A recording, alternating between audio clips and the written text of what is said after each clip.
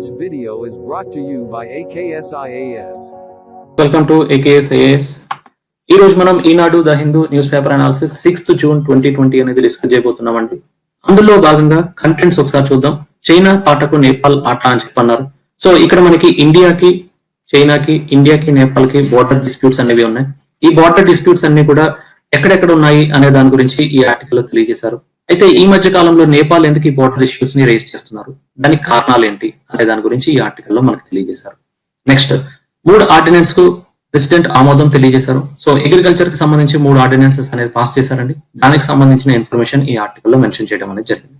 Next Ayushman Bharat మీద supreme court అని చెప్పన్నారు. సో సుప్రీంకోర్టు రీసెంట్ గా మీకు ఆయుష్మాన్ భారత్ మీద కొన్ని క్వశ్చన్స్ అనేది సెంట్రల్ గవర్నమెంట్ మీద రేస్ చేశారు. ఈ ఆయుష్మాన్ భారత్ ప్రోగ్రామ్ లోని మీకు ప్రతి ఒక్క పీపుల్ కి కూడా రికగ్నైజ్ చేసిన బెనిఫిషరీస్ అందరికీ కూడా హెల్త్ సర్వీసెస్ అనేది అందిస్తారు. సో ఈ హెల్త్ సర్వీసెస్ లోని మీకు హై అండ్ టెరిషరీ ఆపరేషన్స్ ఉంటాయి, తర్వాత ప్రైమరీ హెల్త్ ఉంటుంది, సెకండరీ సర్వీసెస్ అనేవి ఉంటాయి. ఈ హెల్త్ సర్వీసెస్ ఎవరు అందిస్తారు పీపుల్ కి అంటే మీకు పబ్లిక్ హాస్పిటల్స్ లో అందించవచ్చు, అలాగే ప్రైవేట్ హాస్పిటల్స్ లో కూడా అందించవచ్చు. అయితే ఈ ప్రైవేట్ హాస్పిటల్స్ ఇప్పుడు మీకు కరోనా ఎఫెక్ట్ వచ్చిన తర్వాత ఎవరైతే మీకు పీపుల్ అందరూ కూడా కరోనా తోటి బాధపడుతున్నారో వాళ్ళందరికీ కూడా ప్రైవేట్ హాస్పిటల్స్ లోని ఎవరైతే ఈ ప్రైవేట్ హాస్పిటల్స్ గవర్నమెంట్ ద్వారా బెనిఫిట్ పొందిన వాళ్ళు ఎవరైతే ఉంటారో వాళ్ళందరూ కూడా ఫ్రీగా మీకు ట్రీట్మెంట్ అనేది అందిస్తున్నారా లేదా అని చెప్పని మీకు సుప్రీంకోర్టు సెంట్రల్ గవర్నమెంట్ ని కేంద్ర ప్రభుత్వాన్ని క్వశ్చన్ చేయడం అనేది జరిగింది. దానికి సంబంధించిన ఇన్ఫర్మేషన్ ఈ ఆర్టికల్ లో తెలియజేశారు. నెక్స్ట్ 12న జిఎస్టీ కౌన్సిల్ అని చెప్పన్నారు. సో జిఎస్టీ కౌన్సిల్ అనే సమావేశం జరుగుతుంది. దానికి సంబంధించిన ఇన్ఫర్మేషన్ ఈ ఆర్టికల్ లో మెన్షన్ చేశారు. నెక్స్ట్ ప్రకృతి విలాపమే విపత్తులు అని చెప్పన్నారు. సో రీసెంట్ గా మీకు సిఎస్ఈ అని చెప్పనే ఒక సంస్థ ఉందండి, centre for science and environment. వీళ్ళు ఒక రిపోర్ట్ అనేది రిలీజ్ చేశారు. ఆ రిపోర్ట్ లోని డిజాస్టర్స్ అనేవి ఎక్కువ వస్తున్నాయి. ఆ డిజాస్టర్స్ వల్ల పీపుల్ అనే వాళ్ళు ఎంతవరకు ప్రాబ్లమ్స్ ఫేస్ చేస్తున్నారు అనే దాని గురించి ఈ ఆర్టికల్ లో తెలియజేయడం అనేది జరిగింది. నెక్స్ట్ జీవితకాల భరోసా అని చెప్పన్నారు. సో ఈ ఆంధ్రప్రదేశ్ గవర్నమెంట్ ఇండస్ట్రీస్ పర్పస్ కొత్త పాలసీ అనేది తీసుకురావడం అనేది జరిగిందండి. దాంట్లోని మీకు ఎస్ఐపిబి అనేది ఒకటి ఆర్గనైజేషన్ ఉంది. సో వాళ్ళు ఇండస్ట్రీ సెటప్ చేసే ప్రాసెస్ లోని ప్రాజెక్ట్స్ ఎలా పర్మిషన్ ఇవ్వాలి అనే దాని గురించి, ఇన్వెస్ట్మెంట్స్ ఒక్కొక్క ఇండస్ట్రీస్ కి ఎవరికి ప్రాజెక్ట్ క్లియరెన్స్ ఇవ్వాలి అనే దాని గురించి ఈ పాలసీలో తెలియజేస్తారు అని చెప్పని మెన్షన్ చేశారు. And at the same time AP యొక్క ఎన్వైరన్మెంట్ ఇంప్రూవ్మెంట్ యాక్ట్ అనేది ఒకటి పాస్ చేయబోతున్నారు. దానికి సంబంధించిన ఇన్ఫర్మేషన్ ఈ ఆర్టికల్ లో మెన్షన్ చేయడం అనేది జరిగింది. Next India China hold toss, agree to resolve differences peacefully. So recent గా మీకు ఇండియాకి చైనాకి డిస్ప్యూట్స్ అనేవి వచ్చాయి. అవన్నీ కూడా పీస్ఫుల్ గా మనం రిజాల్వ్ చేసుకుందాము అని చెప్పని 2 కంట్రీస్ భావిస్తున్నాయి అని ఈ ఆర్టికల్ లో తెలియజేశారు. Next massive spike in the foreign flow to the market. So ఇక్కడ మనకి ఎఫ్పిఐ ఫారెన్ పోర్ట్ఫోలియో ఇన్వెస్ట్మెంట్ అనేది మీకు ఎక్కువగా రావడం అనేది జరిగింది. సో దానికి సంబంధించిన ఇన్ఫర్మేషన్ అనేది ఈ ఆర్టికల్ లో మనం డిస్కస్ చేద్దాం. సో ఫారెన్ పోర్ట్ఫోలియో ఇన్వెస్ట్మెంట్ వస్తే మీకు ఎక్కడెక్కడ ఏ సెక్టార్స్ లో వచ్చింది, తర్వాత ఎందుకు ఇప్పుడు ఇంక్రీజ్ అయింది, దానివల్ల ఉపయోగాలు ఏంటి అనేవి ఈ ఆర్టికల్ లో డిస్కస్ చేద్దాం. Next draft rules prohibit use of drone delivery అని చెప్పన్నారు. సో ఇక్కడ డ్రాఫ్ట్ రూల్స్ అనేవి మినిస్ట్రీ ఆఫ్ సివిల్ ఏవియేషన్ వాళ్ళు కొన్ని డ్రాఫ్ట్ రూల్స్ అనేది చేశారండి. దానికి సంబంధించిన ఇన్ఫర్మేషన్ ఈ ఆర్టికల్ లో మెన్షన్ చేశారు. అలాగే మీకు స్విగ్గీ, జొమాటో లాంటి కంపెనీస్ అన్ని కూడా ఫుడ్ డెలివరీ చేసేటప్పుడు డ్రోన్స్ ఉపయోగించకూడదు, వాటిని ప్రొహిబిట్ చేస్తున్నాము అని చెప్పని ఈ డ్రాఫ్ట్ రూల్స్ లో తెలియజేశారు. Next move fast to is delivery అని చెప్పన్నారు. సో మీకు రీసెంట్ గా ఆర్బీఐ గవర్నర్ అయిన శక్తికాంత్ దాస్ ఏమన్నారంటే ఆల్రెడీ మేము repo rate, reverse repo rate, various rates అన్ని కూడా తగ్గించడం అనేది జరిగింది. సో దీనికి సంబంధించి లిక్విడిటీ అనేది పీపుల్ కి చేరేటట్టు చూడకపోతే నెక్స్ట్ కమింగ్ డేస్ లో జీడిపి గ్రోత్ రేట్ అనేది ఇంకా డిక్లైన్ అయ్యే ఛాన్సెస్ ఉన్నాయి అని చెప్పని హెచ్చరించడం అనేది జరిగింది. Next India launches campaign for UN security seat. So UN security seat కి ఈసారి ఇండియా పోటీ చేస్తుందండి. దానికి సంబంధించి ఇండియా యొక్క క్యాంపెయిన్ ఎలా ఉండబోతుంది అనే దాని గురించి ఈ ఆర్టికల్ లో తెలియజేశారు. ముందుగా చైనా పాటకు నేపాల్ ఆట అని చెప్పన్నారు. సో ఇక్కడ మనకి భారత్ చైనా సరిహద్దులోని లడాక్ ప్రాంతంలోని వేరియస్ అదర్ ప్లేసెస్ లో బోర్డర్ డిస్ప్యూట్స్ ఉన్నాయండి. సో ఫర్ ఎగ్జాంపుల్ ఇక్కడ చూస్తే మీకు కరస్పాండింగ్ జమ్మూ అండ్ కాశ్మీర్ లో చాలా వరకు కూడా బోర్డర్ డిస్ప్యూట్స్ ఉన్నాయి. ఒకటి పాకిస్తాన్ తోటి, ఇంకొకటి చైనా తోటి, అలాగే మీకు నేపాల్ తోటి ఈ ఏరియాలో ఉంది. అండ్ అరుణాచల్ ప్రదేశ్ తో కూడా మీకు చైనా తోటి ఇండియాకి చాలా వరకు కూడా బోర్డర్ డిస్ప్యూట్స్ ఉన్నాయి అని చెప్పని తెలుస్తుంది. అయితే ఈ మధ్య కాలంలోనే ఎందుకు చైనా ఈ విధంగా మీకు బార్డర్ డిస్ప్యూట్స్ అనేవి రేస్ చేస్తున్నారు, బార్డర్ ఇష్యూస్ అనేవి మీకు ఎక్కువగా జరుగుతున్నాయి అని చెప్పని చూస్తే ఫస్ట్ థింగ్ ఏంటంటే ఇప్పుడున్న పరిస్థితుల్లోని కరోనా ఎఫెక్ట్ అనేది చాలా వరకు కూడా ప్రపంచం మొత్తం అంతా ఎఫెక్ట్ అవుతుంది కాబట్టి ఇది మంచి తరుణంగా మీకు చైనా భావిస్తుంది కాబట్టి ఈ బార్డర్ డిస్ప్యూట్స్ ని రేస్ చేస్తున్నారు. అది ఓన్లీ ఇండియా తోటే కాదు, వేరియస్ అదర్ ఏరియాస్ లో కూడా చైనా తన యొక్క ఎక్స్పాన్షన్ యాటిట్యూడ్ అనేది మీకు తెలియజేస్తున్నారు. And at the same time ఏంటంటే ఇప్పుడున్న పరిస్థితుల్లో ఏంటంటే నేపాల్ కూడా మీకు ఇంటర్నల్ ఇష్యూస్ అన్ని కూడా ఎక్కువగా ఇన్వాల్వ్మెంట్ అయ్యి అక్కడ యూనిలేటరల్ గా నేపాల్ ఒక మ్యాప్ రిలీజ్ చేసేలా చేశారు. కాలాపాని, లింపుదొర, లిపులేక్ లాంటివన్నీ కూడా నేపాల్ లో భాగమే అని చెప్పని మీకు నేపాల్ చెప్పడం అనేది జరిగింది. ఈ నేపాల్ ఎందుకు ఇలా చేస్తున్నారు అని చెప్పనంటే because of Chinese involvement in the internal affairs of Nepal అని చెప్పని తెలియజేశారు. And at the same time ఇంకొక రీజన్ ఏంటంటే ఇండియా అనేది మీకు అమెరికా తోటి ప్రాక్సిమిటీ మంచి రిలేషన్స్ అనేది మెయింటైన్ చేస్తున్నారు. దానికి కౌంటర్ గా ఇప్పుడు చైనా ఈ పర్టికులర్ ఇష్యూస్ అన్ని కూడా రేస్ చేయడం అనేది జరుగుతుంది అని చెప్పని కొంతమంది అభిప్రాయపడ్డారు. And at the same time Nepal కి ఇండియాకి బార్డర్ ఇష్యూస్ అనేవి చూస్తే మీకు పాస్ట్ హిస్టరీ అనేది చూస్తే ఏ విధంగా ఉంది అనేది చూస్తే ఇక్కడ నేపాల్ లోని మీకు 2 కింగ్డమ్స్ అనేవి ఉన్నాయి. సో ఇక్కడ మీకు 2 కింగ్డమ్స్ అనేవి ఉన్నాయి. Garhwal and as well as Kumaon region లో ఇక్కడ 2 కింగ్డమ్స్ అనేవి ఉంటాయండి. సో అక్కడ మీకు పృథ్వీనారాయణ్ షా అని చెప్పనే ఒక నేపాల్ రాజు ఒక ఈ 2 కింగ్డమ్స్ ని కూడా Garhwal and as well as Kumaon Garhwal as well as Kumaon kingdoms ని అటాక్ చేయడం అనేది జరిగింది. సో పృథ్వీనారాయణ్ షా అని చెప్పని అన్నారు. సో అయితే ఇవన్నీ కూడా నేపాల్ అండర్ లోకి తీసుకొచ్చుకున్నారు. అయితే ఈ గాద్వాల్ కింగ్ ఒక ఆయన ఎవరు ఉన్నారంటే మీకు కింగ్ ప్రద్యుమ్న షా అని చెప్పనన్నారు. సో ప్రద్యుమ్న షా అనే ఆయన మీకు గవర్నర్ జనరల్ ని రిక్వెస్ట్ చేయడం అనేది జరిగింది. గవర్నర్ జనరల్ 1815 లో మీకు గవర్నర్ జనరల్ ఆఫ్ బ్రిటిషర్స్ ని రిక్వెస్ట్ చేసి ఈ నేపాల్ అక్వైర్ చేసిన ఏరియాస్ అన్ని కూడా మాకు ఇప్పించండి అని చెప్పనన్నారు. ఆ విధంగా మీకు 1815 లోని నేపాల్ కి బ్రిటిష్ కి ఒక యుద్ధం అనేది జరిగిందండి, బ్రిటిష్ ఈస్ట్ ఇండియా కంపెనీకి. సో అక్కడ మీకు నేపాల్ ఓడిపోవడం అనేది జరిగింది. ఆ తర్వాత నుంచి areas of Limpiyadhura and as well as various areas మొత్తం అన్ని కూడా మీకు బ్రిటిష్ అండర్ లోకి వచ్చేసాయి అని చెప్పని తెలియజేశారు. ఈ మధ్య కాలంలో కూడా మీకు చూస్తే నేపాల్ యొక్క లాస్ట్ కింగ్ కూడా ఎప్పుడూ కూడా ఈ particular territories like Limpiyadhura and as well as Kalapani and other areas ఏవైతే నేపాల్ యొక్క మ్యాప్ లోని రిప్రజెంట్ చేశారో అవన్నీ కూడా లాస్ట్ కింగ్ అయిన నేపాల్ జ్ఞానేంద్ర వర్మ వీర్ వర్మ షా అనే ఆయన ఎప్పుడు కూడా వీటి గురించి రేస్ చేయలేదు. కానీ ఇప్పుడే ఎందుకు ఈ పర్టికులర్ టైంలోని ఈ మధ్య కాలంలోనే ఎందుకు ఈ బార్డర్ ఇష్యూస్ అనేవి వస్తున్నాయి అంటే బికాస్ ఆఫ్ కమ్యూనిస్ట్స్ అని చెప్పని అన్నారు.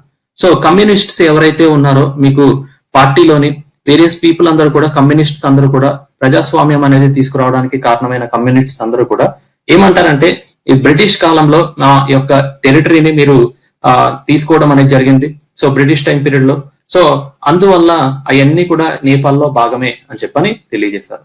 అయితే ఇప్పుడు చాలా మంది నేపాల్ యొక్క తీరుని తప్పుపట్టడం అనేది జరుగుతుంది.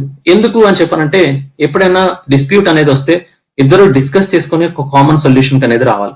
కానీ ఇక్కడ ఇండియా తోటి డిస్కస్ చేయకుండా నేపాల్ తన యొక్క మ్యాప్ ని మొత్తం చేంజెస్ చేయడం అనేది కరెక్ట్ కాదు అని చెప్పని చాలా మంది క్రిటిసైజ్ చేయడం అనేది జరిగింది. యూనిలేటరల్ గా వాళ్ళకి నచ్చినట్టు ఆ బార్డర్ డిస్ప్యూట్ అనేది సాల్వ్ చేసుకోకుండా మాదే ఈ టెరిటరీ అని చెప్పడం అనేది కరెక్ట్ కాదని చెప్పని చాలా నిపుణులందరూ కూడా క్రిటిసైజ్ చేయడం అనేది జరిగింది. నెక్స్ట్ అలాగే మనకి నెక్స్ట్ ఆర్టికల్ వచ్చి India China hold talks agrees to resolve differences peacefully అని చెప్పన్నారు. సో రీసెంట్ గా మీకు corresponding ministry of external affairs and as well as ministry of foreign affairs of China so ఏమని తెలియజేశారంటే బోత్ ద సైడ్స్ కూడా మీకు peaceful గా discussion తోటి border issues ని సాల్వ్ చేసుకోవాలి అని చెప్పని తెలియజేయడం అనేది జరిగింది. అయితే ఈ పర్టికులర్ ఇష్యూస్ అనేవి ఏంటంటే మీకు చాలా ఏళ్లుగా జరుగుతున్నప్పటికీ ఈ బార్డర్ ఇష్యూస్ అనేవి త్రూ టాక్స్ మనం డిస్కస్ చేసుకొని అక్కడ ఒక పీస్ఫుల్ సొల్యూషన్ అనేది తీసుకురావాలి తప్పితే త్రూ ఫోర్స్ వల్ల ఎటువంటి ఉపయోగం ఉండదు అన్న ఉద్దేశంతో రెండు కంట్రీస్ కూడా బైలేటరల్ టైస్ అనేది ఇంక్రీజ్ చేసుకోవడానికి పీస్ఫుల్ గా ఈ బార్డర్ టాక్స్ అనేది కండక్ట్ చేయాలి అని చెప్పన్నారు. అండ్ చైనా కూడా కొత్తగా రిఫార్మ్ ఏం తీసుకొచ్చిందంటే అక్కడ ఎవరైతే ఆర్మీ కమాండర్ ఉంటారో ఆయన్ని చేంజెస్ చేయడం అనేది జరిగింది. కొత్త ఆయన్ని అపాయింట్ చేశారు. జూ క్లింగ్ అని చెప్పనే ఒక ఆయన్ని పీపుల్స్ లిబరేషన్ ఆఫ్ ఆర్మీ వాళ్ళు మీకు అపాయింట్ చేయడం అనేది జరిగింది. సో దట్ ఏంటంటే లైన్ ఆఫ్ యాక్చువల్ కంట్రోల్ దగ్గర టెన్షన్స్ అనేవి తగ్గించడానికి ఈ పర్టికులర్ పీస్ఫుల్ డైలాగ్ అనేది ఉపయోగపడుతుంది అని చెప్పని తెలియజేశారు. నెక్స్ట్ 3 ఆర్డినెన్స్ కు రాష్ట్రపతి ఆమోదం అని చెప్పన్నారు. సో ఫస్ట్ వన్ వచ్చి నిత్యావసర వస్తువుల నిల్వలపై అని చెప్పని ఒకటి, తర్వాత ఎక్కడైనా వ్యవసాయ ఉత్పత్తులను అమ్ముకునేలాగా ఇంకొక 2, మూడోది వచ్చి వ్యాపారులతో చేసుకునే ఒప్పందాలు చట్టబద్ధత. ఈ 3 కూడా మీకు ఆర్డినెన్సెస్ అనేది మీకు నోటిఫై చేయడం అనేది జరిగిందండి. సో ఇక్కడ మనకి నిత్యావసర వస్తువుల నిల్వల్లో చూస్తే ఏంటంటే ఎప్పుడైనా సరే మీకు వేరియస్ క్రాప్స్ అనేవి పండించినప్పుడు రైతు ఓకే మీకు తృణధాన్యాలు కానీ, పప్పు కానీ, ఉల్లి కానీ, నూనె గింజలు కానీ, వంట నూనె కానీ ఇలాంటివన్నీ కూడా నిల్వలపై పరిమితులు అనేవి ఉండవు అని చెప్పని తెలియజేస్తారు. అయితే ప్రైస్ ఎలా డిసైడ్ చేస్తారు అంటే మీకు 12 months యావరేజ్ ప్రైస్ అనేది తీసుకుంటారు, లేకపోతే 5 years యావరేజ్ ప్రైస్ అనేది తీసుకోవడం అనేది జరుగుతుంది అన్నారు. ఎప్పుడైనా ఈ ఉద్యానవనాల పంటల ధరలు రీటైల్ లోని 100% అనేది పెరిగిపోయినా, లేకపోతే మీకు వ్యవసాయ రంగంలో ఏదైతే ఉత్పత్తులు చేస్తామో 50% పెరిగినప్పుడు ఆ పర్టికులర్ నిల్వలపై మీకు పరిమితులు అనేవి విధిస్తాము అని చెప్పని తెలియజేశారు. ఓకే, లేకపోతే మీకు ఎటువంటి పరిమితులు అనేవి ఉండవు, మీరు ఎంతైనా సరే గోడౌన్స్ లో స్టోర్ చేసుకోవచ్చు అని చెప్పని ఒక ఆర్డినెన్స్ అనేది ఇష్యూ చేశారు. ఇంకొక ఆర్డినెన్స్ ఏంటంటే ఎక్కడైనా సరే వ్యవసాయ ఉత్పత్తులు అమ్ముకోవచ్చు అని చెప్పని అంటున్నారు. సో ఫార్మర్ ఎప్పుడైనా మీకు క్రాప్స్ అనేది ప్రొడ్యూస్ చేసిన తర్వాత ఆ క్రాప్ అనేది ఏ పర్టికులర్ మార్కెట్ యార్డ్ లో అన్నా అమ్ముకోవచ్చు అని చెప్పాను.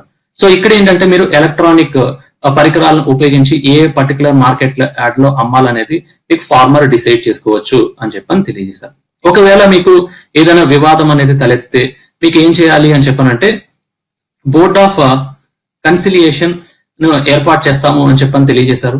అక్కడ ఒక చైర్మన్ ఉంటారు, 4 మించకుండా సభ్యులు ఉంటారు అని చెప్పని తెలియజేశారు. ఆ బోర్డు దగ్గరికి వెళ్ళి మీరు 30 రోజుల లోపల ఆ వివాదాన్ని పరిష్కరించుకునేలాగా మీకు సబ్ డివిజనల్ అధికారిని ముందుకు వెళ్తుంది అని చెప్పని తెలియజేశారు. ఓకే, సో ఒకవేళ అక్కడ కూడా మీకు 30 days వరకు కాకపోతే సబ్ డివిజనల్ అధికారికి ముందుకు వెళ్తుంది అని చెప్పని ఆదేశాలు ఇవ్వడం అనేది జరిగింది.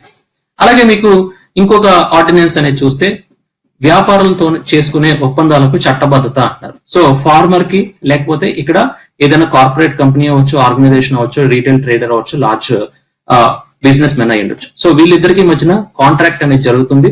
ఆ కాంట్రాక్ట్ అనేది ఎన్ని ఏళ్ళన్నా చేసుకోవచ్చు. సో ఇక్కడ మీకు ఏంటంటే మాక్సిమం వచ్చి 5 years అని చెప్పని తెలియజేశారు. ఓకే, సో అందులో ఎప్పుడైనా ఇష్యూస్ అనేవి వస్తే అక్కడ కూడా డివిజనల్ మెజిస్ట్రేట్ అధికారుల దగ్గర పరిష్కరించుకోవాలి అని చెప్పని తెలియజేశారు. సో ఇవన్నీ కూడా ఏంటంటే మీకు గవర్నమెంట్ ఈ ఆర్డినెన్స్ అనేది పాస్ చేసి అగ్రికల్చర్ సెక్టర్ లో మేజర్ రిఫార్మ్స్ అనేది తీసుకొస్తున్నారు. సో గవర్నమెంట్ ఏమంటున్నారంటే ఫార్మర్ కి ఎక్కువగా లిబర్టీ అనేది, ఫ్రీడమ్ అనేది ఇస్తున్నాము అని చెప్పని అంటున్నారు. బట్ ఇక్కడ మీకు ఏంటంటే మోస్ట్ ఆఫ్ ద టైం ఏంటంటే ఫార్మర్ అందరూ కూడా మార్జినల్ ఫార్మర్స్ ఉంటారు, స్మాల్ ఫార్మర్స్ ఉంటారు. సో వీళ్ళందరికీ ఎంతవరకు ఉపయోగపడుతుంది ఈ ఆర్డినెన్సెస్ అనేది మనం వేచి చూడాలి. నెక్స్ట్ అయితే ఈ ఆర్డినెన్సెస్ ఇష్యూ చేయడం దాని మీద పంజాబ్ సీఎం అయిన అమరేందర్ సింగ్ ఏమన్నారంటే మీకు ఈ ఆర్డినెన్సెస్ అనేది ఫెడరల్ స్ట్రక్చర్ ని అండర్మైన్ చేస్తుంది అని చెప్పని అంటున్నారు. సో ఈ ఫెడరల్ స్ట్రక్చర్ ఎందుకు అండర్మైన్ చేస్తుంది అన్నారంటే మీకు ఎప్పుడైనా నార్మల్ కండిషన్స్ లోని మీకు సెంట్రల్ సబ్జెక్ట్స్ మీద అంటే యూనియన్ సెంట్రల్ గవర్నమెంట్ సబ్జెక్ట్స్ మీద చట్టాలు అనేవి చేస్తారు. స్టేట్ గవర్నమెంట్ సబ్జెక్ట్స్ మీద మీకు చట్టాలు అనేవి చేస్తారు. అయితే ఇక్కడ ఏం జరుగుతుందంటే అగ్రికల్చర్ అనేది మీకు స్టేట్ సబ్జెక్ట్ లోకి వస్తుంది. సో అగ్రికల్చర్ అనేది స్టేట్ సబ్జెక్ట్ కి వస్తుంది. సో అలాంటి దాని మీద మీకు సెంట్రల్ గవర్నమెంట్ వచ్చి ఇప్పుడు చట్టాలు అనేది చేయడం అనేది మీకు ఫెడరల్ స్ట్రక్చర్ ని అండర్మైన్ చేసినట్టు అవుతుంది అని చెప్పని తెలియజేస్తారు. అలాగే మీకు స్టేట్స్ కి అనేది ఆప్షన్ అనేది ఇవ్వకుండా ఇప్పుడు ఇలా తీసుకురావడం అనేది కరెక్ట్ కాదు అని చెప్పని అంటారు. అలాగే ఎంఎస్పి అనేది మీకు కరెక్ట్ గా ఎవరు ఎంత అనౌన్స్ చేస్తారు, ఏ విధంగా అందుతుంది అనే దాని గురించి ఎలా అమలు చేస్తారు అనే దాని గురించి క్లియర్ కట్ గా ఎక్స్ప్లెనేషన్ అనేది ఇవ్వకపోవడం వల్ల మీకు ఏమవుతుందంటే కార్పొరేట్ హౌసెస్ కి ఎక్కువగా మీకు బెనిఫిట్ చేసినట్టు అవుతుంది అని చెప్పని మీకు తెలియచేయడం అనేది జరిగింది. అలాగే స్టేట్ గవర్నమెంట్ లోని agriculture produce marketing committee act అని చెప్పని వేరియస్ యాక్ట్స్ స్టేట్ గవర్నమెంట్స్ లో ఉన్నప్పుడు వాటి వల్ల ఎటువంటి ఉపయోగం లేకుండా పోతుంది అని చెప్పని తెలియజేశారు. సో ఇలా మీకు స్టేట్ గవర్నమెంట్ యొక్క పవర్స్ అనేది తీసేసుకోవడం అనేది కరెక్ట్ కాదు. ఇలా ఆర్డినెన్స్ పాస్ చేయడం వల్ల ఫెడరల్ స్ట్రక్చర్ ని అండర్మైన్ చేసినట్టు అవుతుంది అని చెప్పని తెలియజేశారు. నెక్స్ట్ ఆయుష్మాన్ భారత్ రేట్లపై కోవిడ్ రోగులకు చికిత్స చేయగలరా అని చెప్పని అంటున్నారు. ఓకే, సో ఆయుష్మాన్ భారత్ రేట్లపై కోవిడ్ రోగులకు చికిత్స చేయగలరా అని చెప్పని ఇక్కడ సుప్రీం కోర్టు సెంట్రల్ గవర్నమెంట్ ని క్వశ్చన్ చేయడం అనేది జరుగుతుంది. సో ఆయుష్మాన్ భారత్ అంటే మీకు అందరికీ తెలుసు ఈ ప్రోగ్రామ్ అనేది ఎందుకు తీసుకొచ్చారు, దేని పర్పస్ అనేది. సో ఫర్ ఎగ్జాంపుల్ ఒకసారి మనం ఆ ప్రోగ్రామ్ గురించి చూస్తే, ఇన్ఫర్మేషన్ అనేది చూస్తే, ఇది ఒక నేషనల్ హెల్త్ ప్రొటెక్షన్ స్కీమ్. దీన్నే ప్రధానమంత్రి జన్ ఆరోగ్య యోజన అని చెప్పని కూడా అంటారు. ఓకే, అయితే ఈ ఆయుష్మాన్ భారత్ లోని ఎవరెవరికి ఏం సర్వీసెస్ ఇస్తారంటే ప్రైమరీ, సెకండరీ, టెరిషరీ సర్వీసెస్ అనేది ఇస్తారు. Okay, so health and wellness centres అనేది ఎస్టాబ్లిష్ చేసి ప్రైమరీ హెల్త్ కేర్ లెవెల్లోని మీకు ప్రిలిమినరీ సర్వీసెస్ అనేది అందించడం జరుగుతుంది అన్నారు. అలాగే మీకు సోషియో ఎకనామిక్ క్యాస్ట్ సెన్సెస్ ద్వారా మీకు బెనిఫిషరీస్ ఎవరు, పూర్ పీపుల్ ఎవరు, ఎవరికి సర్వీసెస్ అందించాలి, రూరల్ ఏరియాలోని, అర్బన్ ఏరియాలో కూడా అని చెప్పని తెలియజేశారు. అండ్ ఇది స్కీమ్ అనేది one of the largest health insurance assurance scheme అని చెప్పన్నారు, financed by the government. So ఇక్కడ మీకు ఒక్కొక్క ఫ్యామిలీ మెంబర్స్ కి మీకు 5 lakhs ఇవ్వడం అనేది జరుగుతుంది per year. Okay, and at the same time public and private hospitals లో కూడా ఎంపానల్ చేసిన ప్రైవేట్ హాస్పిటల్స్ లో మీకు సర్వీసెస్ అనేది అందిస్తారు. సో దీని వల్ల ఏంటంటే ఇప్పటి వరకు కూడా 10.7 crore పీపుల్ మీకు బెనిఫిట్ అయ్యారు. అది ఆల్మోస్ట్ 50 crore పీపుల్ వరకు కూడా ఈ హెల్త్ బెనిఫిట్స్ అనేది అందించడం అనేది జరుగుతుంది అన్నారు. అండ్ ఇక్కడ ఏంటంటే cashless access of health services అనేది అందించడం ద్వారా బెనిఫిషరీకి మీకు చాలా ఉపయోగపడుతుంది అని చెప్పని తెలియజేశారు. అయితే ఈ స్కీమ్ లోని మీకు ఏం జరుగుతుందంటే నిజంగా ప్రైవేట్ ఆర్గనైజేషన్స్ ఎవరైతే గవర్నమెంట్ ద్వారా బెనిఫిట్ పొందుతున్నారో, ఓకే, సో ఈ ప్రైవేట్ ఆర్గనైజేషన్స్ కి ల్యాండ్ ఇవ్వడం అనేది జరుగుతుంది గవర్నమెంట్. ఓకే, అలాగే మీకు కరస్పాండింగ్ ట్యాక్స్ కన్సెషన్స్ అనేది ఇస్తున్నారు. అలాంటప్పుడు ఈ ప్రైవేట్ ఆర్గనైజేషన్స్ అన్ని కూడా మీకు పీపుల్ అందరికీ కూడా COVID-19 వచ్చినప్పుడు ఎందుకు ఫ్రీగా సర్వీస్ చేయట్లేదు, సో అసలు సర్వీస్ చేస్తే ఎంతమంది సర్వీస్ చేశారు, ఒకవేళ చేయకపోతే ఎందుకు చేయట్లేదు. సో ఇలా మీకు ప్రైవేట్ ఆర్గనైజేషన్స్, హాస్పిటల్స్ ఏవైతే బెనిఫిట్ పొందాయో వాటన్నిటిని కూడా ఆయుష్మాన్ భారత్ ప్రోగ్రామ్ కింద COVID-19 సర్వీసెస్ అనేది అందించాలి, ఆ పర్టికులర్ COVID-19 కి చికిత్స అనేది అందించాలి అని చెప్పని తెలియజేశారు. నెక్స్ట్, అలాగే మీకు ఇక్కడ ఆయుష్మాన్ భారత్ లోని ఎలిజిబిలిటీ అనేది చూస్తే ఇక్కడ ఫ్యామిలీ సైజ్ కి, ఏజ్ కి, జెండర్ కి ఎటువంటి రెస్ట్రిక్షన్స్ లేవండి. అలాగే మీకు ఈ ప్రోగ్రామ్ లోని మాక్సిమం ఎన్ని సర్వీసెస్, ఎన్ని ప్రొసీజర్స్ అనేది కవర్ చేస్తారంటే 1393 ప్రొసీజర్స్ అనేది కవర్ చేశారు. అంత కాస్ట్ కూడా గవర్నమెంటే పేర్ చేస్తుంది అని చెప్పని తెలియజేశారు. అండ్ ప్రైవేట్ హాస్పిటల్స్ ఎప్పుడైనా సర్వీసెస్ అనేది ఇస్తే అక్కడ మీకు గవర్నమెంట్ రీఎంబర్స్మెంట్ అనేది ఇస్తుంది అని చెప్పని తెలియజేశారు. And covers up to 3 days of pre hospitalisation and 15 days of post hospitalisation services, diagnostic and medicines కూడా కవర్ చేయడం అనేది జరిగింది అని చెప్పని తెలియజేశారు. నెక్స్ట్, 12న GST మండలి సమావేశం అన్నారు. సో ఇక్కడ మనకి GST కౌన్సిల్ అనేది ఒకటి ఎస్టాబ్లిష్ చేశారండి. ఆ GST కౌన్సిల్ అనేది ఒక కాన్స్టిట్యూషనల్ బాడీ. ఆర్టికల్ 279A లోని మీకు GST కౌన్సిల్ ని ఎస్టాబ్లిష్ చేయడం అనేది జరిగింది. ఇది 101 యాక్ట్ 2016 లో మీకు అమలు పర్టికులర్ యాక్ట్ అనేది ద్వారా ఇది GST కౌన్సిల్ ని ఫామ్ చేయడం అనేది జరిగింది. ఈ GST కౌన్సిల్ యొక్క చైర్మన్ ఎవరంటే ఫైనాన్స్ మినిస్టర్ అని చెప్పని తెలియజేశారు. అలాగే మీకు other ministers, other members of union state ministers ఎవరైతే రెవెన్యూ కానీ ఫైనాన్స్ మినిస్టర్ ఉంటారో వాళ్ళందరూ కూడా GST కౌన్సిల్ లో భాగంగా ఉంటారు. అలాగే minister in charge of finance or taxation of all states కూడా భాగంగా ఉంటారు అని చెప్పని తెలియజేశారు. And at the same time ఇక్కడ ఏదైనా డెసిషన్ అనేది తీసుకోవాలి అని అంటే అట్లీస్ట్ 3/4 ఆఫ్ ద వెయిటేజ్ తోటి మీకు అక్కడ ఆ పర్టికులర్ డెసిషన్ అనేది పాస్ అవ్వాలి అని చెప్పాను. సెంట్రల్ గవర్నమెంట్ కి మీకు 1/3 వెయిటేజ్ ఉంటుంది, అలాగే స్టేట్స్ కి 2/3 వెయిటేజ్ అనేది ఉంటుంది. సో టోటల్ గా మీకు ఎప్పుడైనా సరే ఒక డెసిషన్ అనేది పాస్ అవ్వాలంటే 3/4 మెంబర్స్ మీకు ఓటేజ్ ప్రెసెంట్ అండ్ ఓటింగ్ సపోర్ట్ చేస్తే GST కౌన్సిల్ లో డెసిషన్ అనేది తీసుకోవడానికి వీలవుతుంది అని చెప్పని తెలియజేశారు. సో ఈ COVID-19 ప్రభావం వల్ల చాలా వరకు కూడా మనకి వేరియస్ GST అనేది GST యొక్క రెవెన్యూ అనేది తగ్గుతుంది కాబట్టి దాంట్లోని మీకు ఏదైనా రిఫార్మ్స్ తీసుకురావాలన్నా, దాంట్లోని ఏదైనా పర్టికులర్ వస్తువులకి GST రేట్ అనేది తగ్గించాలన్నా, లేదంటే GST అమలు చేసే ప్రాసెస్ లోని ఏదైనా సరే ప్రాబ్లమ్స్ వచ్చినా అన్ని కూడా మీకు GST కౌన్సిల్ వాళ్ళే మీకు అడ్రస్ చేయడం అనేది జరుగుతుంది అని చెప్పని తెలియజేశారు. నెక్స్ట్, ప్రకృతి విలాపమే విపత్తులు అని చెప్పన్నారు. సో ప్రకృతి విలాపమే విపత్తులు అని చెప్పాలంటే ఇక్కడ మనకి centre for science and environment అనే ఆర్గనైజేషన్ మీకు ఒక రిపోర్ట్ అనేది ఇవ్వడం జరిగిందండి. So state of India's environment 2020 in figures report published by the centre for science and environment. So state of India's environment 2020 in figures. So దాని గురించి ఇప్పుడు ఒకసారి మనం డిస్కస్ చేద్దాం. సో దీంట్లో ఏమంటారంటే ఇండియాలోని 50 lakh పీపుల్ ఇంటర్నల్ గా డిస్ప్లేస్మెంట్ అయ్యారు. ఎందువల్ల అని చెప్పారంటే ఎక్స్ట్రీమ్ వెదర్ కండిషన్స్ వల్ల, లైక్ ఫ్లడ్స్ కానీ, సైక్లోన్ కానీ, డ్రౌట్ కండిషన్ కానీ ఇన్ 2019 అని చెప్పని తెలియజేశారు. అలాగే ఆ రిపోర్ట్ లోని మేజర్ డీటెయిల్స్ ఏంటి, మేజర్ ఫైండింగ్స్ ఏంటి అనే దాని గురించి ఒకసారి చూస్తే, ఇంటర్నల్ డిస్ప్లేస్మెంట్ అనేది జరుగుతుంది. దీని వల్ల జరుగుతుందంటే forced movement of people with in the country due to conflicts అయి ఉండొచ్చు, వైలెన్స్ అయి ఉండొచ్చు, డెవలప్మెంట్ ప్రాజెక్ట్స్ అయి ఉండొచ్చు, అండ్ నేచురల్ డిజాస్టర్స్ అయి ఉండొచ్చు, క్లైమేట్ చేంజ్ అయి ఉండొచ్చు. సో ఇవన్నీ కూడా various reasons. And at the same time natural disasters అనేది చూస్తే మీకు డిస్ప్లేస్మెంట్ ఆఫ్ పీపుల్ అనేది జరుగుతుంది because of floods, okay, and south west monsoon followed by the various cyclones, okay, Fanny అని, వాయు అని, బుల్బుల్ అండ్ డ్రాట్ కండిషన్స్. సో ఇవన్నిటి వల్ల మీకు పీపుల్ అందరూ కూడా ఇంటర్నల్ గా డిస్ప్లేస్ అవుతున్నారు అని చెప్పని తెలియజేశారు. అండ్ కొన్ని చోట్ల ఏంటంటే ఫోర్స్డ్ మైగ్రేషన్ అనేది జరిగిందండి. సో ఫర్ ఎగ్జాంపుల్ తీసుకుంటే migrants moving from one state to another state. So forced migration అనేది కూడా జరిగింది అని చెప్పని అంటున్నారు. అండ్ ఇంపాక్ట్ ఆఫ్ COVID-19 అనేది ఉండడం వల్ల కూడా మీకు చాలా వరకు కూడా ఇప్పుడున్న పరిస్థితుల్లోని మీకు మైగ్రెంట్ వర్కర్స్ ప్రాబ్లమ్స్ ఫేస్ చేస్తున్నారు అని చెప్పని తెలియజేశారు. ఒకటి ఏంటంటే ఎందువల్ల ప్రాబ్లమ్స్ ఫేస్ చేస్తున్నారు, ఒకటి ల్యాక్ ఆఫ్ ఎంప్లాయ్మెంట్, ఇంకొకటి ల్యాక్ ఆఫ్ ఫుడ్ అని చెప్పని తెలియజేశారు. అండ్ 2011 సెన్సస్ డేటా ప్రకారంగా చూస్తే మైగ్రెంట్ పాపులేషన్ గురించి almost 45 crore migrants are within the country at a time, with a majority migrating within the own state. So with in the state లోనే మీకు చాలా మంది ఎక్కువగా మైగ్రేట్ అవుతున్నారు. ఎంతమంది అంటే 45 crore migrants అని చెప్పని అంటున్నారు. And 1.7 crore new migrants have moved for employment purpose, mostly from rural to urban areas అని చెప్పని తెలియజేశారు.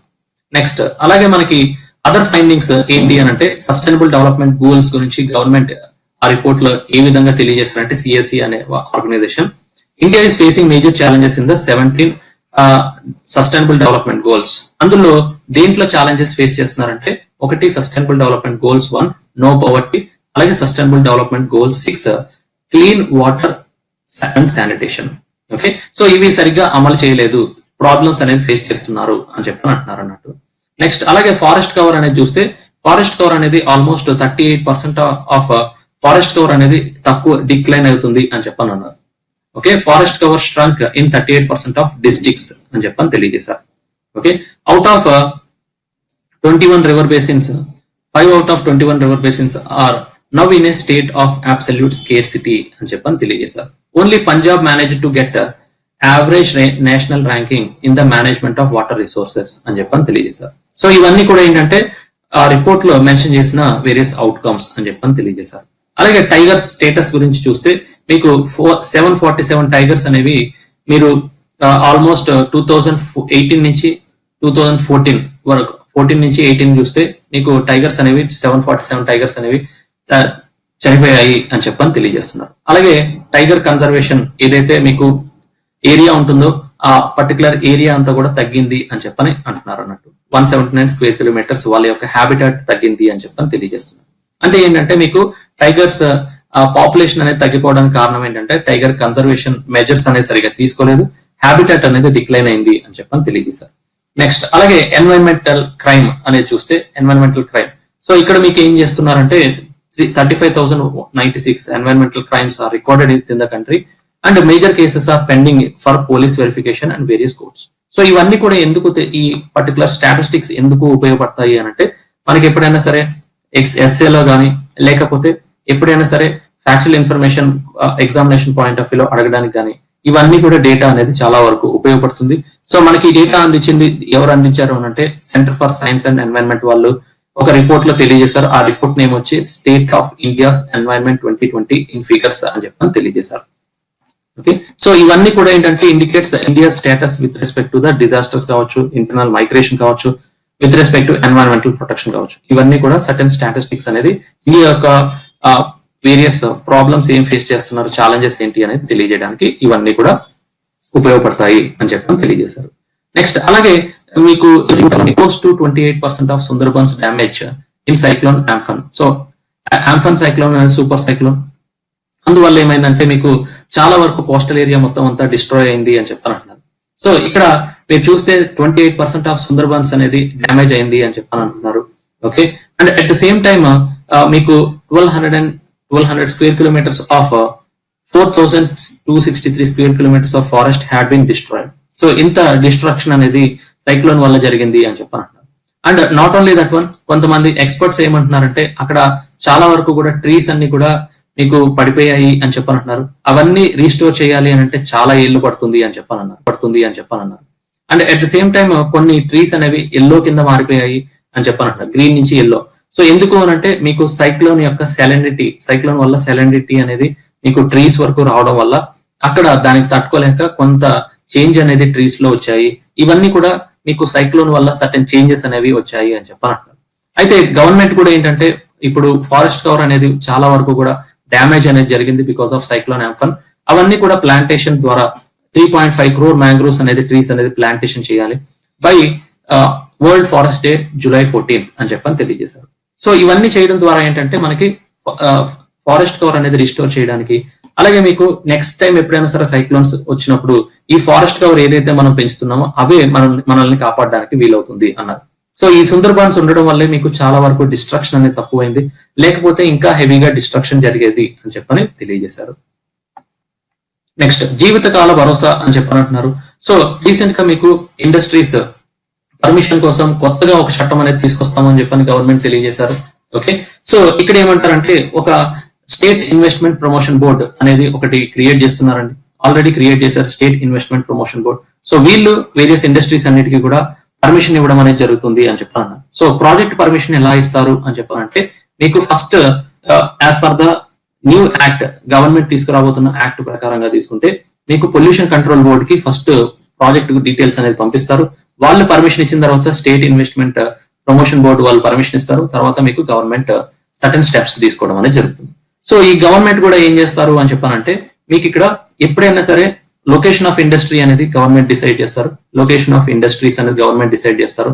తర్వాత మీకు రిసోర్సెస్, వనరులు అన్ని కూడా మీకు చాలా వరకు కూడా గవర్నమెంట్ డిస్ట్రిబ్యూట్ చేయడం అనేది జరుగుతుంది అని చెప్పని తెలియజేశారు. ఎలక్ట్రిసిటీ నుంచి, వాటర్ దగ్గర నుంచి, హ్యూమన్ రిసోర్సెస్ దగ్గర నుంచి, రోడ్స్ కానీ అన్ని కూడా గవర్నమెంట్ అందిస్తాము అని చెప్పని తెలియజేశారు. అండ్ ఇండస్ట్రీస్ ఎప్పుడైనా కానీ సెటప్ చేసేటప్పుడు ప్రయారిటీ ఎవరికి ఇస్తారంటే గ్రీన్ కేటగిరీ ప్రాజెక్ట్స్ కి ఇవ్వడం అనేది జరుగుతుంది.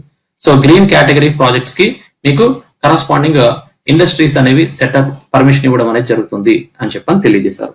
అండ్ రీసెంట్ గా మీకు గవర్నమెంట్ కూడా ఏమని తెలియజేస్తున్నారు అని అంటే ఇక్కడ మీకు కొత్తగా ఒక ఆన్లైన్ ప్లాట్ఫామ్ అనేది స్టార్ట్ చేశారు. ఆన్లైన్ వేస్ట్ ఎక్స్చేంజ్ ప్లాట్ఫామ్ అనేది స్టార్ట్ చేయడం అనేది జరిగింది. సో ఇది ఇనాగ్రేట్ చేయడం అనేది ఫస్ట్ టైం ఇన్ ద ఇండియాలో అని చెప్పని తెలియజేశారు. దీని ద్వారా ఏంటంటే మీకు ఇండస్ట్రీస్ నుంచి ఏదైతే కరస్పాండింగ్ వేస్ట్ రిలీజ్ అవుతుందో దాన్ని కరెక్ట్ గా మనం రీప్రాసెసింగ్ అనేది చేస్తే చాలా వరకు కూడా మనం వేస్టేజెస్ అనేది తగ్గించడానికి, దాని యొక్క పొల్యూషన్ అనేది తగ్గించడానికి వీలవుతుంది అన్నారు. అలాగే మనకి గవర్నమెంట్ కూడా 6R విధానాన్ని అమలు చేస్తాము అని చెప్పంటున్నారు. 6R విధానం అని చెప్పనంటే మీకు రీథింక్ అనేది ఒకటండి, రీథింక్. ఓకే, ఆ తర్వాత మీకు రెఫ్యూజ్ అని చెప్పనేది ఇంకొకటి, ఆ తర్వాత మీకు రెడ్యూస్ అని చెప్పని అన్నారు, reuse, recycle and replace. So వీటిల్ని 6R అని చెప్పని అన్నారు అన్నట్టు. సో ఈ 6R విధానం అనేది తీసుకురావడం వల్ల మనకి చాలా వరకు కూడా రీప్రాసెసింగ్ చేయడం వల్ల చాలా వరకు కూడా మనం పొల్యూషన్ అనేది తగ్గించడానికి వీలవుతుంది అని చెప్పని తెలియజేశారు. And at the same time ఈ పారిశ్రామిక విధానం వల్ల ఏంటంటే మనకి చాలా వరకు కూడా కొత్తగా పెట్టుబడులు అనేవి రావడానికి స్కోప్ ఉంటుంది. వాటి యొక్క ప్రతిపాదనల పైన నిర్ణయం అనేది తీసుకుంటారు గవర్నమెంట్ అని చెప్పని తెలియజేశారు. And at the same time కొత్త పారిశ్రామిక విధానం వల్ల కూడా ఏమవుతుందంటే మీకు ఒక గ్రీన్ ఇండస్ట్రీస్ ని మన ఆంధ్రప్రదేశ్ లోనికి తీసుకురావడానికి స్కోప్ ఉంటుంది. గ్రీన్ కేటగిరీ ప్రాజెక్ట్స్ ని కరెక్ట్ గా ఎక్కువగా ఎంకరేజ్ చేయడానికి స్కోప్ ఉంటుంది అని చెప్పని తెలియజేశారు. అదే మీకు ఎస్ఏపిబి, స్టేట్ ఇన్వెస్ట్మెంట్ ప్రమోషన్ బోర్డు వాళ్ళు ఏం చేస్తారు, ఫంక్షన్స్ ఏంటి అని చెప్పాలంటే ఇది ఒక నోడల్ ఏజెన్సీ కింద ఉంటుంది. ఇన్వెస్ట్మెంట్స్ ఎవరైతే పెట్టాలనుకుంటున్నారో వాళ్ళందరికీ కూడా గైడ్ చేస్తారు, రిసోర్సెస్ అనేది మొబిలైజ్ చేస్తారు. ప్రైవేట్ అండ్ పబ్లిక్ ఇన్వెస్ట్మెంట్స్ అనేది మీకు ఒకదాని తర్వాత మీకు ఇంటర్ డిపార్ట్మెంటల్ కోఆర్డినేషన్ చేస్తూ మీకు చాలా సహకరించడం అనేది జరుగుతుంది. అలాగే మీకు ఫర్ ఎగ్జాంపుల్ స్టేట్ గవర్నమెంట్ ఎప్పుడైనా పాలసీ అనేది ఫ్రేమ్ చేసినప్పుడు దాంట్లో వాళ్ళ రీసెర్చ్ అనేది చేసి గవర్నమెంట్ కి సలహా అందించడం అనేది జరుగుతుంది అని చెప్పని తెలియజేశారు. Next massive spike in the foreign flows in the market అని చెప్పన్నారు. సో రీసెంట్ గా మీకు ఫారెన్ పోర్ట్ఫోలియో ఇన్వెస్ట్మెంట్ అనేది చాలా ఇంక్రీజ్ అయింది. 20,814 crores అనేది ఇంక్రీజ్ అయింది అన్నారు in the last 5 trading sessions. అంటే ఈ ఇంక్రీజ్ అవడానికి కారణం ఏంటి అని చెప్పాలంటే ఈ మధ్య కాలంలోని మీకు various companies like Reliance industries limited rights issues చేశారు. అలాగే కోటక్ మహీంద్రా బ్యాంక్ తన యొక్క స్టేక్ అనేది సేల్ చేయడం జరిగింది. అందువల్ల ఏమైంది అని అంటే మీకు ఇక్కడ ఫారెన్ ఫ్లో అనేది పెరిగింది అని చెప్పని తెలియజేశారు. ఓకే, సో ఈ ఫారెన్ ఫ్లో అనేది పెరగడం వల్ల ఏంటంటే మనకి కావాల్సిన ఫారెక్స్ రిజర్వ్స్ అనేవి వస్తాయి. And at the same time దీని వల్ల ఏమవుతుందంటే మనకి కావాల్సిన సెకండరీ మార్కెట్ అనేది ఎక్స్పాండ్ చేసుకోవచ్చు. And at the same time investors ని అట్రాక్ట్ చేయొచ్చు. అండ్ మనకు వచ్చిన రిసోర్సెస్ ని లోకల్ మార్కెట్స్ కి ఛానలైజ్ చేయొచ్చు, ఉపయోగించవచ్చు. అండ్ డిఫరెంట్ సెక్టార్స్ లో మనం డైవర్సిఫై చేసుకొని మన యొక్క కరస్పాండింగ్ ఇండస్ట్రీస్ ని క్యాపబిలిటీ అనేది పెంచుకోవచ్చు, జీడిపి అనేది ఇంక్రీజ్ చేయొచ్చు అని చెప్పని అన్నారు. అలాగే అదర్ అడ్వాంటేజెస్ ఏంటంటే కరెన్సీ అప్రిసియేషన్ జరగచ్చు, ఇండస్ట్రీ డైవర్సిఫికేషన్ జరగచ్చు, జియోగ్రఫికల్ లొకేషన్స్ లో ఎక్కడైనా ఎస్టాబ్లిష్ చేయొచ్చు, వేరియస్ ఆపర్చునిటీస్ అనేది క్రియేట్ చేయొచ్చు అని చెప్పని తెలియజేశారు. ఓకే, సో అందువల్ల ఏంటంటే మనకి ఫారెన్ పోర్ట్ఫోలియో ఇన్వెస్ట్మెంట్ అనేది డెవలపింగ్ కంట్రీ లైక్ ఇండియాకి చాలా ఉపయోగపడుతుంది అన్నారు. సో ఇవన్నీ మనీ రావడం వల్ల automobile sector, private banks, pharmaceuticals ఇవన్నీ కూడా మీకు చాలా వరకు కూడా మీకు డెవలప్ అవడానికి స్కోప్ ఉంటుంది అని చెప్పని తెలియజేశారు. సో రిలయన్స్ రైట్స్ ఇష్యూ వల్ల ఏంటంటే చాలా వరకు కూడా వాళ్ళు మనీ ఎర్న్ చేయగలిగారు. దాంట్లోని మీకు సబ్స్క్రిప్షన్ వచ్చి 1.5 times ఇష్యూ చేసిన తర్వాత, రైట్స్ ఇష్యూ చేసిన తర్వాత మీకు పెరిగింది అని చెప్పని అంటున్నారు. సో ఇలా చాలా వరకు కూడా కరస్పాండింగ్ ఎఫ్పిఐ నియర్ టైమ్ లోని కొంత ఇంక్రీజ్ అవుతుంది అని చెప్పని తెలియజేయడం అనేది జరిగింది.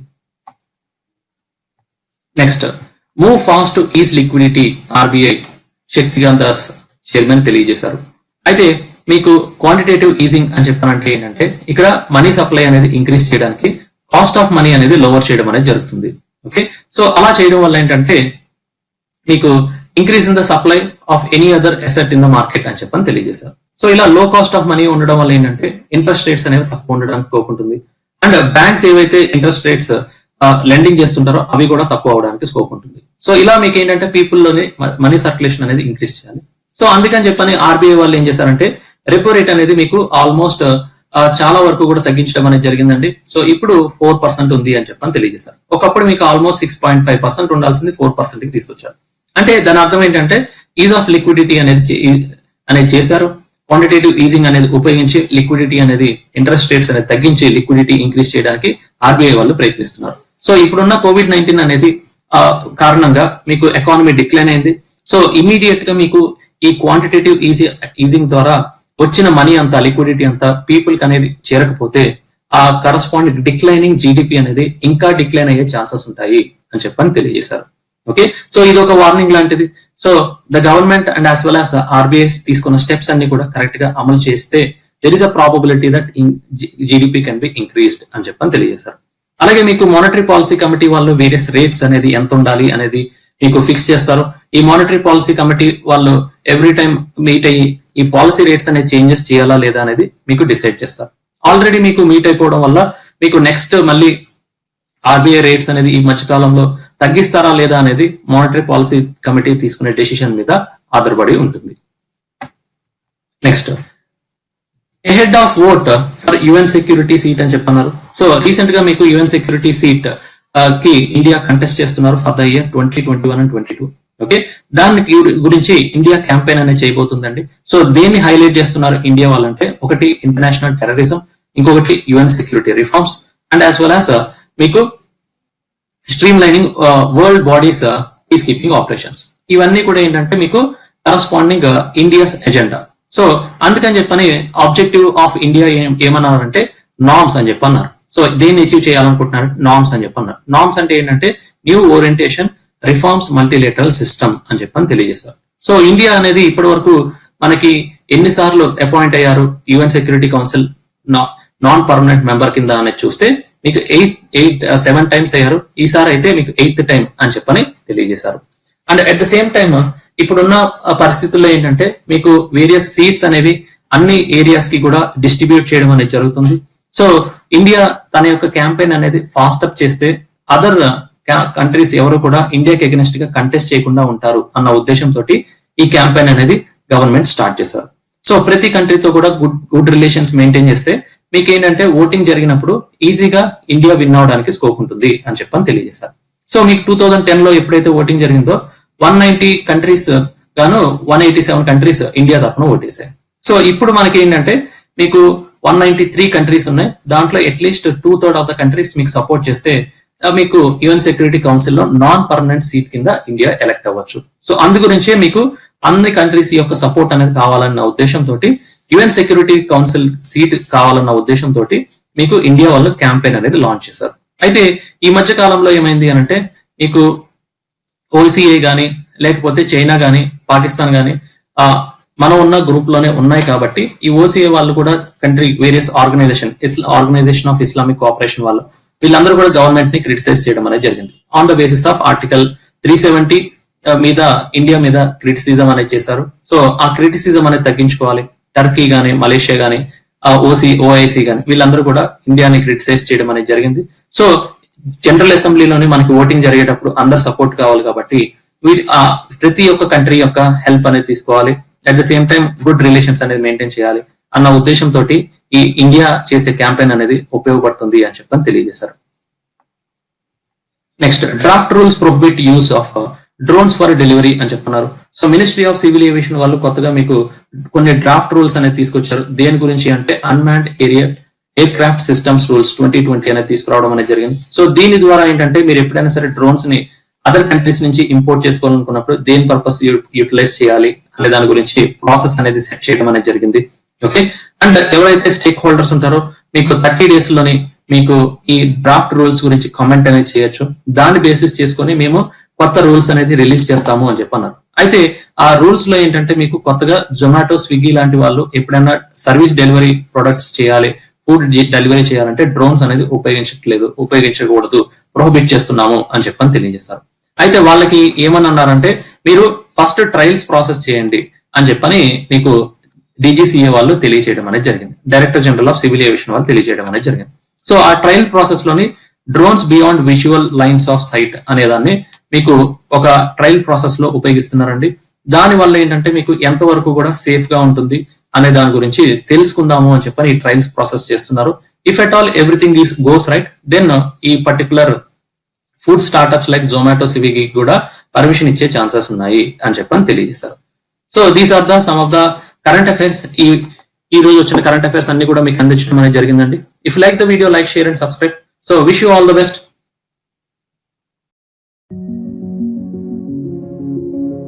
This video is brought to you by AKSIAS.